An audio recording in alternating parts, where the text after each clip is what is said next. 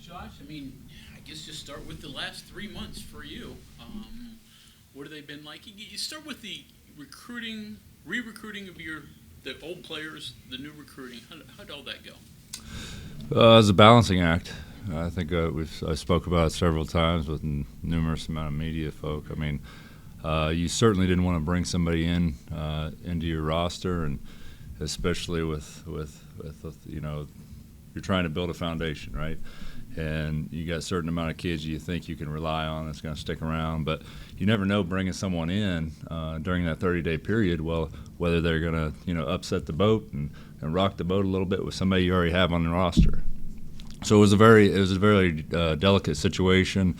First and foremost, I wanted to figure out who was all in, and I wanted to back them and let them know that they're part of the foundation moving forward. And then slowly but surely, as those 30 days came to a close, we could start moving forward and putting those other pieces together and bring those pieces in. The transfer pieces, do you feel, and a freshman too, so how do you feel good about what you got? What were you looking for, I guess? I mean, we were backed up against the wall in a lot of ways because the majority of schools out there, they might have one scholarship left, two at most, that late in the summer, and we had 5, 6, 7 spots to fill. So we were backed against the wall and had to kind of get creative in which direction we went recruiting wise to figure out how we can best piece this roster together and put a competitive product out there so we can compete in the Big 12. Josh, you're kind of playing catch-up here. A lot of the guys, you didn't really have the opportunity to have open gym. A lot of your guys were either playing overseas or doing things. How do you catch up to get to where you need to be? Yeah, I mean, I thought about that right off the bat, when school started, and we certainly didn't even have 13 guys when school initially started. We were still waiting on Jesse, and a cook came in late. So, if you had one guy banged up, you barely had 10 to go. So as soon as we got 10, on campus and could operate, a good practice 5-on-5, that's what we did. A lot of teams during the preseason, they'll do a lot of individual work and focus on that with their coaching staff. But I said, let's go team from the jump. So we've been, we started official practice yesterday, but it felt like, we just turned it up a notch. I felt like we started official practice, back in mid-August when we started those workouts. You've got a young staff, but those guys are still young enough to be able to get out on the floor a little bit. Was that helpful to get you through until you got everybody back? Yeah, that was fun. I mean, I think, Noah's first day of practice, I think he had a little culture shock with the weight room that day, and he started cramping up. I didn't notice he was cramping up, but I looked down the floor, and that was one of those days we only had 10, right? And so if one went out, somebody had to replace him, and I looked down, and DeMar Johnson, Coach Johnson, started sprinting down the floor, and I had no idea that Noah had even went down. So yeah, we got a young, vibrant coaching staff, eager to get on the floor every day, eager to put that individual work with those guys in every day when we have that extra time, and so it's been fun. And then we sit down and meet every morning and get on the same page, but yeah, I think the guys and the players we got on our roster really feed off that. You too, right? You've been on the floor a little bit. Yeah, I try to limit myself. I keep hearing all these stories about blowing Achilles, and I feel like that's going to happen eventually. I'd rather push that down the road. I'd rather those guys blow one out, rather myself. Put this staff together. What were you looking for? Obviously, you got guys with a lot of connections, but still, what'd you want? 3 of the 4 guys that are on the floor every day, I mean, they've wore the jersey. They've wore the old gold and blue, and they know what it means to the state and these people. So, that first and foremost, they have equity in the whole process. They want to represent us the right way, and so I mean, that's huge. That's huge. I mean, when we go out and go through the blue lot with recruits, and I didn't realize how hard it was going to be for a group of us just to travel. As soon as Deshaun gets done signing an autograph and taking a picture with some fans, Jordan gets pulled off, and then Alex gets pulled off, and then DJ played in the league for 8 years, so he's a celebrity himself. So we got a good group, and I think not only is that our guys on our roster gravitate toward them, I think in the recruiting they really gravitate towards them as well. On to Jesse, was that a big key for you early? Yeah, I think he really was that fulcrum in terms of balancing act. As really something we could build off of, and we didn't really have a backup at that point.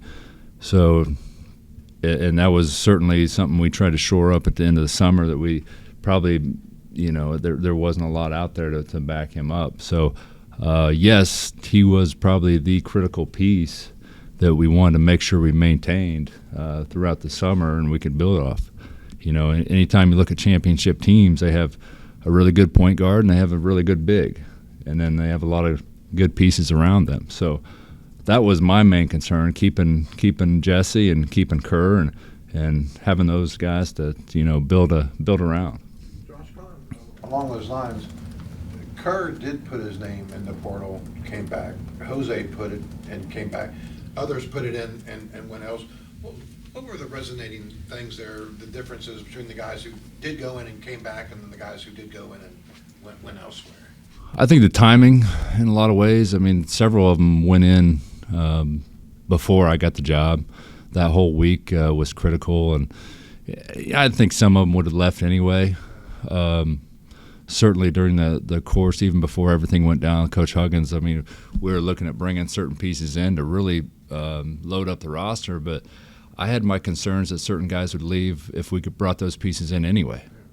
And and you really had to look at the guys that are graduating.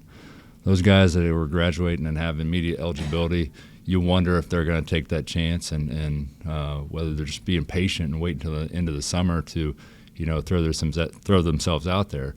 Because really, like I said earlier, a lot of these teams are being very, very patient, and so they're waiting until the end of the summer to get that piece that really puts them over the top.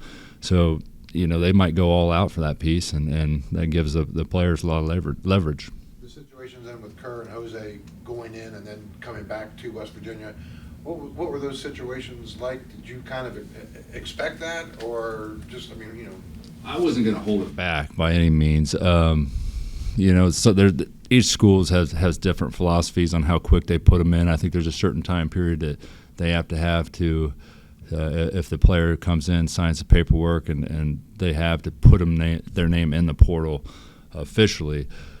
And they asked me, and I said, just if that's their wishes, put them in. I'm not trying to hold anything back. So if West Virginia is where they want to be ultimately, I'll re-recruit them. I'll go back after them and sell them. And the fact that, we have a vision here, we have a foundation here we're building, and we're going to do things the right way, and we're going to have a special year.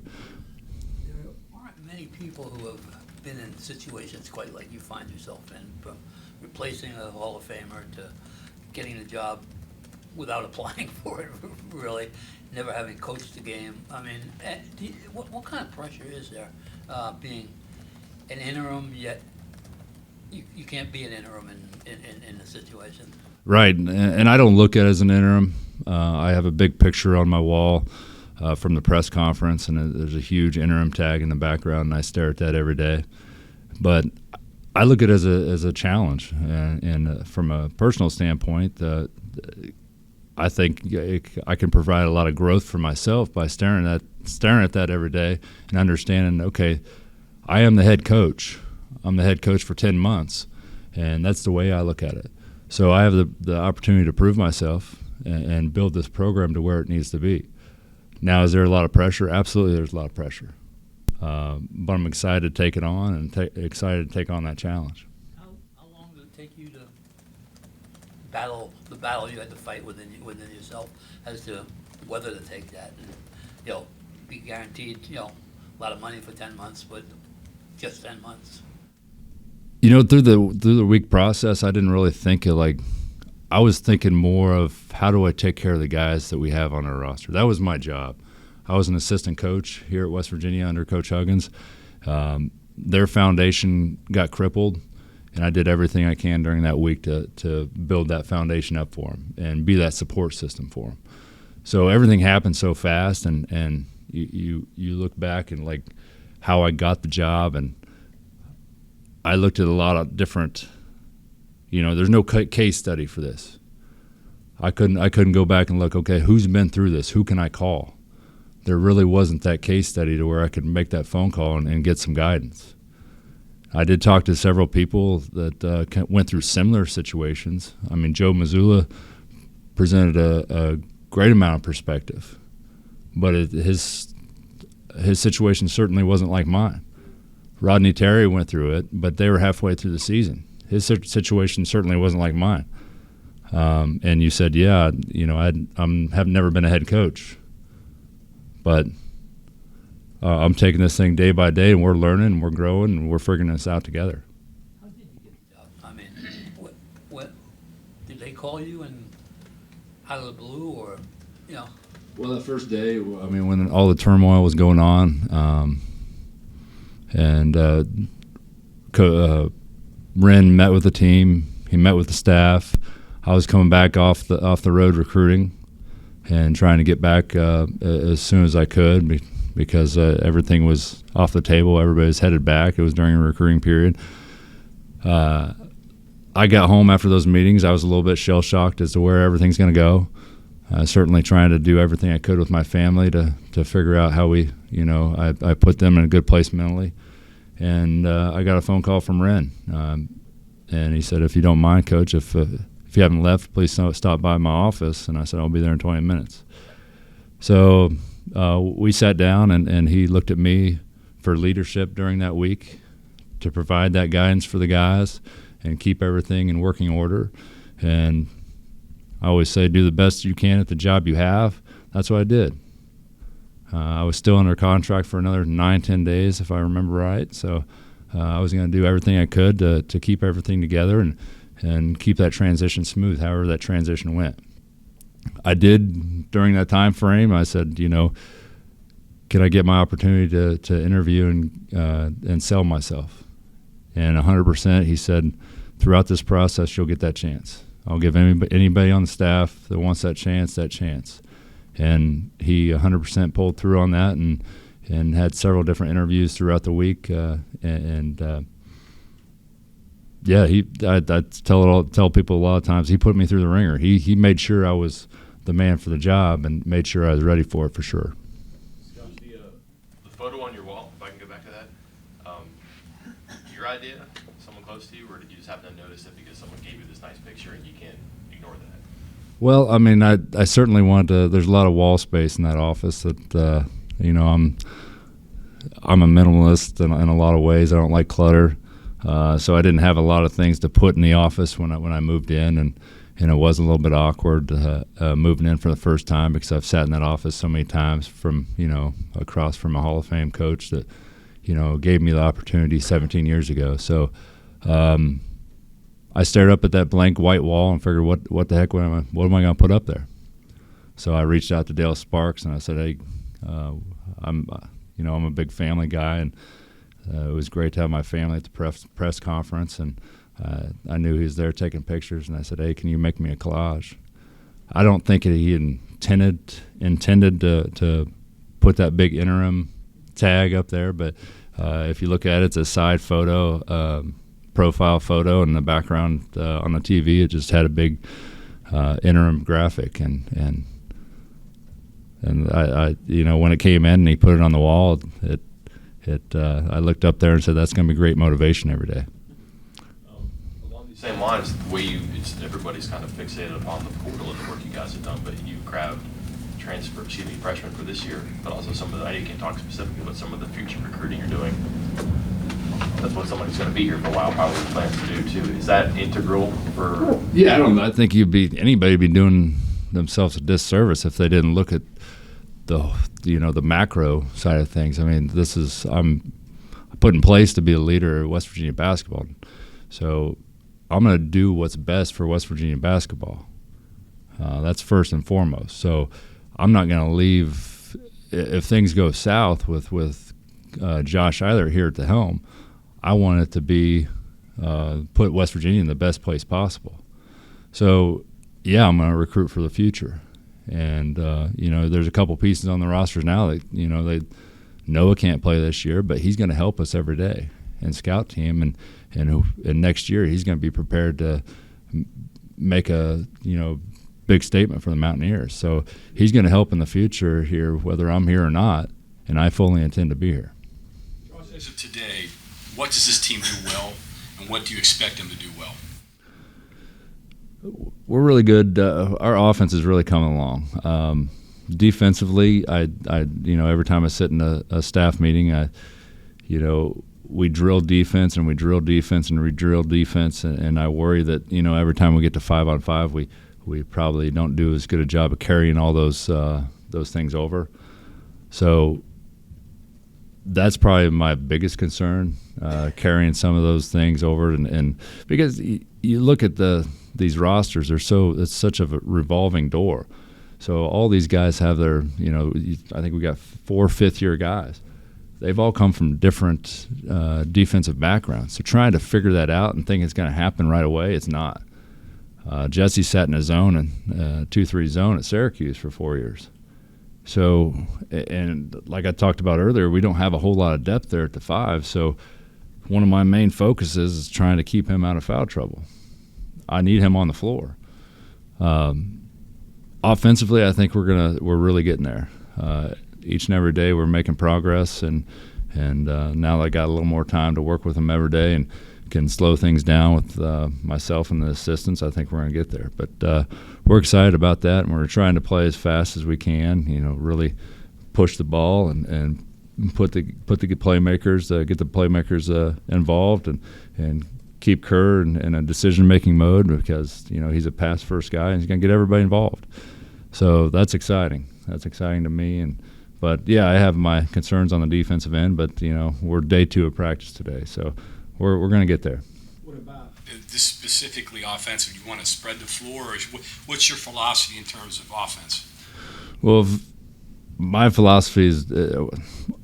Deshaun Butler and I sat down from day 1, and he's been a great influence on myself, and he's spent time in the NBA. So we've done a lot of things with our spacing and keeping corners filled and keeping the ball in the right hands. And we've put in a lot of sets so far. Now we're looking at trying to put in some continuity so they can flow in out of the sets into the continuity. And like I said, it's not the prettiest thing right now, but hopefully in a month's time, it'll be a well-oiled machine. So without going too far, give me a look at individually what each of them has done so far. What do you like? Who you want to start with? Start with forwards or front court. I mean, Jesse, like I said earlier, he's certainly going to have his challenges trying to figure out how he transitions from 2-3 zone mentality to man-to-man mentality, and we're doing some different things ball screen coverage-wise to protect that. And not get him and put him in positions where he's going to be in foul trouble. But he's as long a rim runner out of a pick and roll as we've ever had. So those guys that handle the ball and can throw that up to him, it's gonna be easy to rack up some assists with him. Putting that pressure on the rim. But also you put guys around him like Raekwon and Seth that can make shots. All that help's going to have to sag back in with Jesse and open up all those shots on the perimeter if we can maintain our spacing. Cook, I've been very, very pleasantly surprised with him. He's shot the ball really well in practice thus far. He's got a good-looking shot. His numbers in the past haven't really proved it if you look back at his previous years, but I think he's going to make shots consistently. Probably I look to him to shoot as high a percentage as he has in his career, and I'm going to try to instill that confidence in him. But probably his best attribute is on the defensive end. He's so active. I think he's going to be able to protect the rim for us and give us that depth at the 5-man if we have to, and slide him down. Pat's going to have to play some 4 or 5. He's going to have, I think he naturally feels like he's a 4, but there's a lot of opportunity to back up the 5. So he's one of our biggest, strongest guys that has been in the program a few years. So he should know what we expect. But, we got good depth at the 4 with Quinn and a Cook and a Cook being able to slide to the 5. So he's just going to have to realize where his opportunity is. Pat will, and once he figures that out and embraces that, I think we're going to be just fine. Josiah's been good. He's probably been our most effective offensive rebounder at this point. He's really crashing the glass, and I keep telling these guys day in and day out, like if you want to rebound, if you're going to rebound and crash the glass, you're going to stay on the floor. Because that is a concern of mine, rebounding. I mean, in the past, our spacing wasn't the best, but some of our best offense was a missed shot. So it's a give and take in terms of when you're changing your offense and you develop that type of spacing, you're probably not going to get the type of offensive rebounds that you did in the past. Start with Kerr and just go through. Kerr. We're going to have to beg him to probably be a little more aggressive in terms of looking to take a shot, because he really is a pass-first guy, trying to get everybody involved and run the show. And from a coaching standpoint, you love it. You love to have that pass-first point guard that can just run the show and get everybody in the right place. But he's going to have to, like I said, be a little more aggressive and try to take those open shots when he gets them. Raekwon, and how is he, and do you have any idea of his waiver status yet? It's still ongoing, so it's in their hands, and there's been some communication back and forth to get the information they need on some follow-up issues, but we've been getting that to them in a timely fashion. I look forward to getting an answer in the coming weeks. So, How good is he? Raekwon's special. He really is special. Probably, I'm not even going to say probably, he's probably our most natural athlete, and he really scores the ball well. He can get his own shot, but defensively, he'd be one of those guys. If you go back to the Press Virginia days, he would fit right in because he's so smooth and so athletic and so quick twitched compared to everybody else on that floor. Josh, I was just sitting there kind of browsing the schedule that came out. The 2 quick turnaround games are both on the road, so that kind of helps travel-wise. There doesn't seem to be a ton of late-night weekday games. So just your thoughts. And I know you probably had a chance to look at it maybe a little bit more than I have. I mean, I've been pleasantly surprised with the times. You always, as a coach, and especially with an outlier and geographically in a conference, you look at the times and try to figure out, can you get home at a decent time? Can you get that rest you need to prepare for the next game? So, yeah, it's a give or take. I mean, the best time slots are going to be the ESPN Plus games, and the worst time slots are going to be the national TV games. So it's a give or take in terms of, pick your poison on what you want. You want to be on national TV, or do you want to get that rest and be able to get back at a decent time? So, there's 4 more schools that we're working with, and there's a lot less time slots. So naturally, we're probably going to be, on ESPN Plus a lot more than, we have been in the past, and every school will have to be. Just the nature of where it's going, and I think years ago when we got on ESPN Plus, there was a lot of, certainly paying for that and not being a part of your cable package. I get it, but we're evolving. I mean, that's the way things are going in the society. So everybody's pretty much streaming their games these days. I think even Messerly cut the cable and got some streaming TV too. So we're going in the right direction. You mentioned that you went to a lot of people to get some advice or whatever, like Missoula. Like, what's the single most memorable piece of advice you got from someone, and who was it, if you want to say? I think Joe Missoula is probably the one. He said, look at it as just the greatest opportunity of your life. I mean, you're in a lot of ways you're playing with house money, and I am. I mean, I got a chance to to show myself, prove myself, and be the leader of this organization.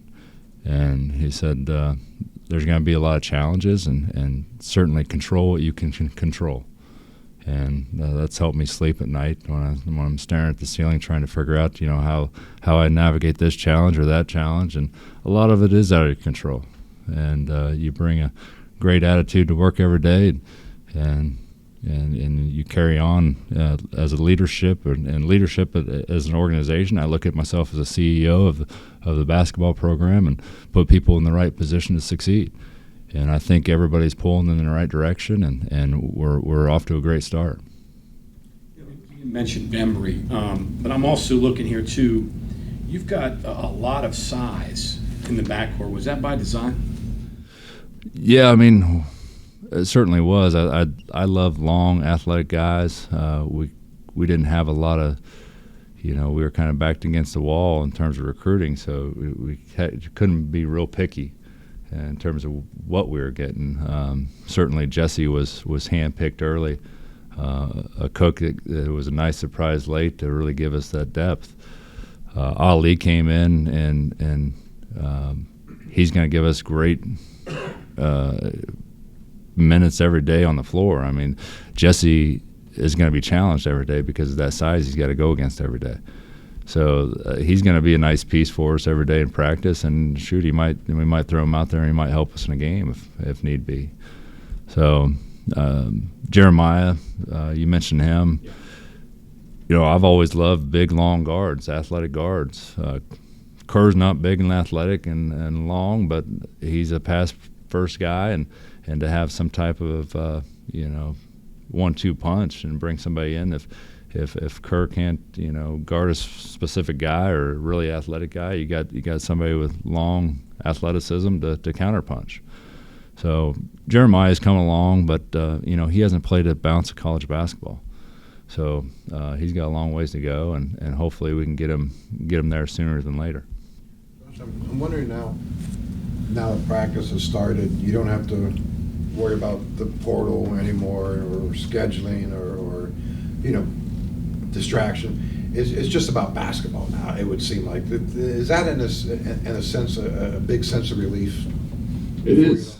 It really is. I mean, every morning you wake up and figure out how we put ourselves in the best position to win and grow and develop as a team. One of the biggest concerns I had was chemistry. I mean, you look at the beginning of the summer, you're thinking you're going to Italy and you're building chemistry and getting 6 games under your belt and spending, 2 weeks with each other, and that wasn't the case. So, like I said, the revolving door of the roster, some of these guys just got here a few weeks ago.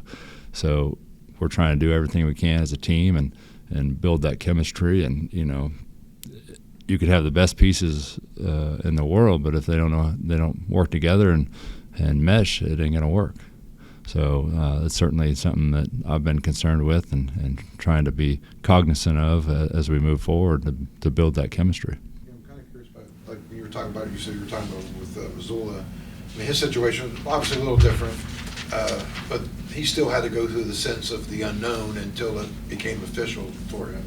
Did you talk to him about that, the unknown part of it, dealing with it? Yeah, I don't think he dwelled on that whatsoever, and that's not really his personality, and he kind of he forced that on me. He's like, just control what you control and go every day attack it and figure out how you do best by your guys and do best by the organization, and things will work out. Josh, you mentioned some of this, but scheme-wise, what do you keep, what do you change? In terms of defensively? Both, offense and defense. Offensively, we've kind of scrapped everything and kind of started over. So everybody's starting. They have zero foundation of what we're doing. So nobody's ahead of the ball game. We have 4 or 5 returners.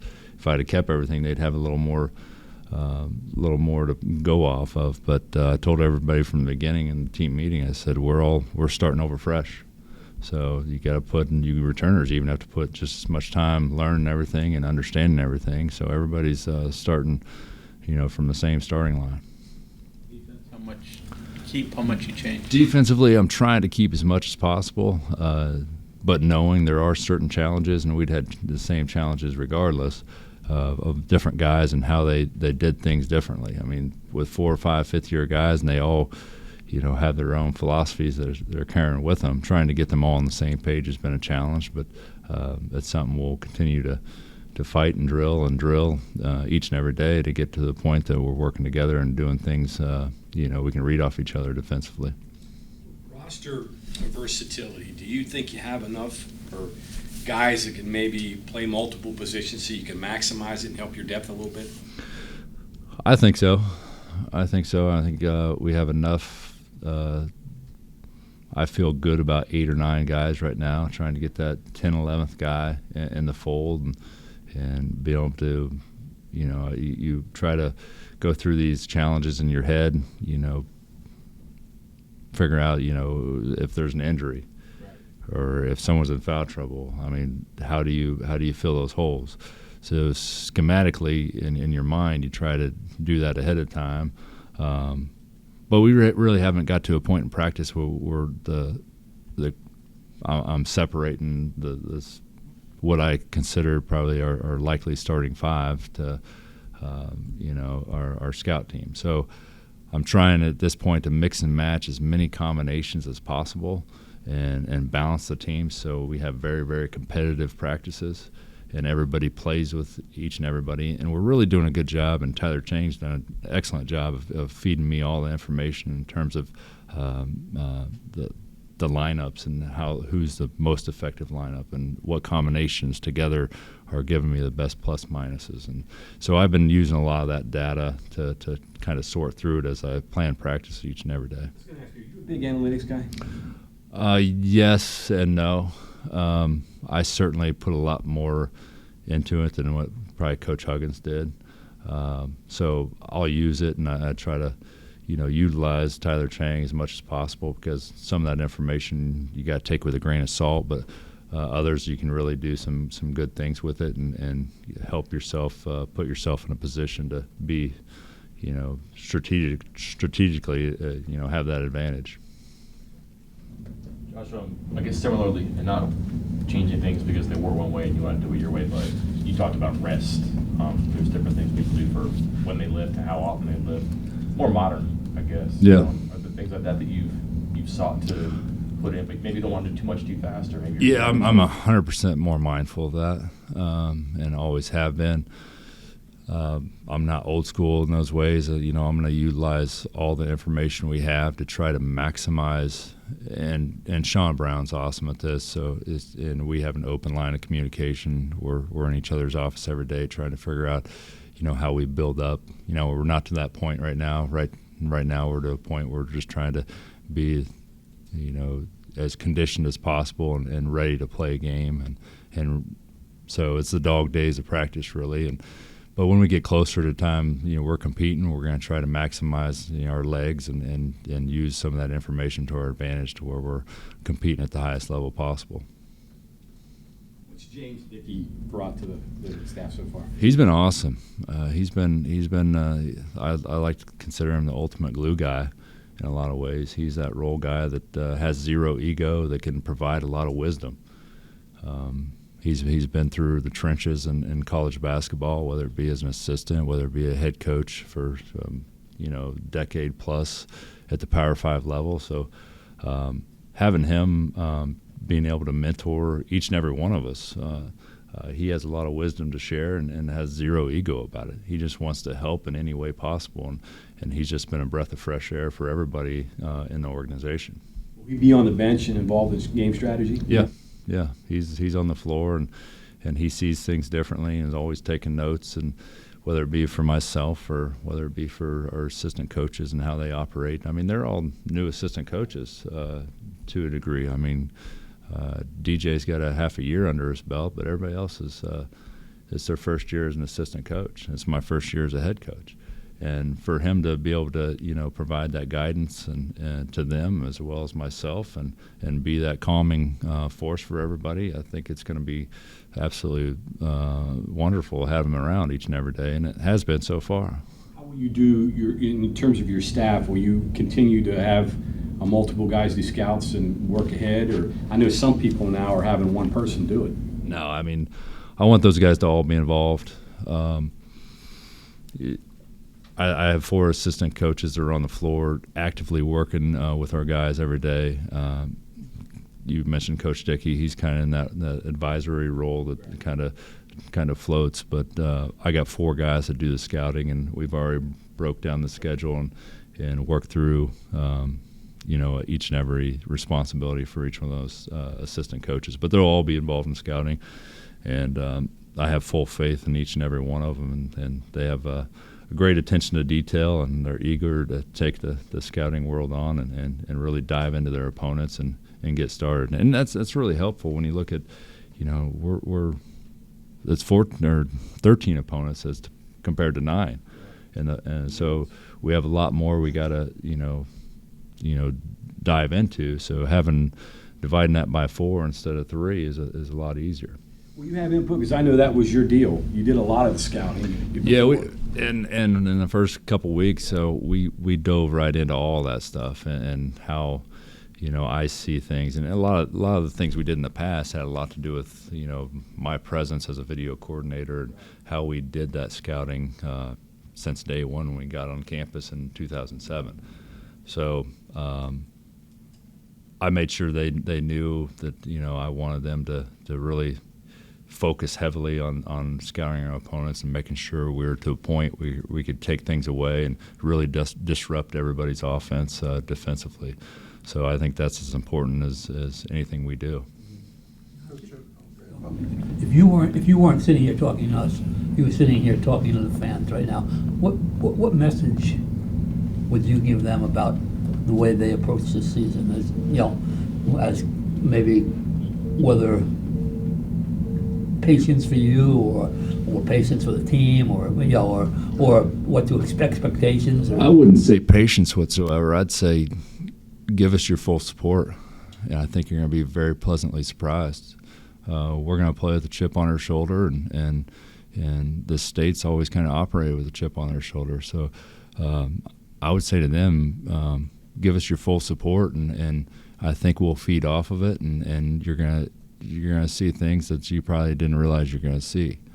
We're going to come together, and we're going to work each and every day, and we're going to try to grow as a team, as a unit, as a coaching staff, and I'm going to keep these guys together, and we're all pulling in the right direction, and we're going to do it the right way. And we're excited about that, and we're excited about representing this university and this state, and where it's going to go from here, we don't know, but I promise you we're going to pour our heart into it. Coach, a lot's been made about how this has been kind of an unconventional beginning for you. I would imagine it's also kind of an unconventional type of preseason for the players as well. Do you see anything with that? Their reactions to the situation and how everything went down over the summer and how everything's going now. Do you see them just kind of bouncing off of that and moving on, or? I think trust had to be rebuilt with them. I mean, they're 18 to 24-year-olds, so certainly their foundation was crippled and everything that they thought they came here for. So trust doesn't happen overnight. It has to be built and cultured and respect, and so all those things that come together, and it doesn't happen overnight. It just has to be each and every day. It's a buildup. So we're getting to the point where everybody's starting to look at each other and can rely on each other and trust each other. But just because we're only how long has that been? 70 days. So 70 days, that stuff doesn't happen overnight. So it's coming along very nicely. It really is. But we got to understand how far are we from first competition? 39 days. It's coming fast. Josh, just curious, in your opinion, and I know this is only one component of it, but do you feel like you've got a Big 12 caliber talent on your roster right now, middle, upper, for what you're able to get? I'm not too concerned about that right now. That's a ways down the road. Of course, the conference schedule came out, and you dive into it, and you look at the teams, and you look at the coaches you're going to face and all that. But we got to worry about today, getting better today. And tomorrow we got to worry about getting better tomorrow and keep making that progress each and every day. So we can't get the cart before the horse. I mean, that's coming certainly down the road, and we're going to meet those challenges when we get there. But we got to win the day, so to speak, each and every day, and get to the point where we can compete and win those early games. But just in terms of talent, what you're able to do in the time that you've been here, do you feel like you've got a roster that can compete with If I the can get them teams on all, your schedule? well, sure. Like if we can get them all, that waiver certainly looms over our head. It's something I'm very concerned about, and that would hurt our cause and drastically because he is a special player. But yeah, I think our top 7 or 8 guys can really compete night in and night out with the Big 12. Certainly, I worry about some of the depth pieces in terms of whether I have the right pieces, and you got into that a little bit earlier in terms of can you fill some of those holes. That's to be determined. And certainly, some guys will have to step up at the backside of the roster and get us to the point where we can be competitive with the top-ranked teams each and every night. Any injuries yet or anything? A few guys banged up, and we had some X-rays and MRIs, but everything came back clear. Nothing crazy. So that was more preventative, just to make sure, give people peace of mind. But we've, knock on wood, we've avoided all injuries thus far. So far, so good. You going to send gift baskets to all the referees this year? A lot of people ask me that question. It's like, how are you going to handle the referees? It's like, well, I felt like I've been the mediator for 16 years. So I was the guy, between the two guys. I was asking about how the wife and kids were doing and trying to maintain that relationship. So hopefully I get a few calls based on those relationships of being that mediator throughout the years.